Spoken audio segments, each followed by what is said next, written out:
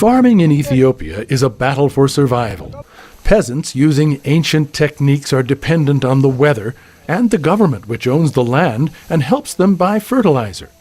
When the rains fail, their very survival depends on food aid from abroad. To breathe life into Ethiopia's stagnant agriculture sector, Prime Minister Meles Zenawi is wooing foreign firms by offering them leases of huge tracts of land at rock-bottom prices. The policy of the government of Ethiopia with regards to agricultural development has always been based on the small-scale farmer, but the strategy also included the possibility of the private sector playing a supplementary but vital role. The offer of cheap land has attracted wide interest from countries like Saudi Arabia that import most of their food to multinational corporations like the Indian giant Karaturi Global. At this 11,000-hectare farm 5 hours by road west of Addis Ababa, Karaturi tractors and well-drilling rigs are transforming the pastoral landscape. Critics describe Karaturi as a neo-colonialist, grabbing Ethiopia's land at bargain prices and exporting profits and food while Ethiopians go hungry. But owner Ram Karaturi says food grown here will be consumed here. What Karaturi is doing is, I believe, what Africa needs, wants, and deserves.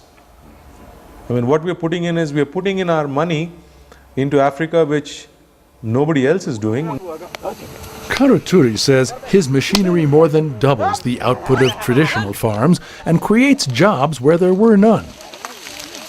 Ababu Nagari says the roughly 80 cents a day she earns harvesting maize on the Karaturi farm west of Addis Ababa is changing her life. I don't have my own land, so I have no way feeding my family. Now I have work and a little money. I am happy these investors come. But not everyone is happy. 400 people have signed a petition saying they received no compensation after being evicted from land their families have farmed and where their animals grazed for generations. They spoke on condition they would remain anonymous.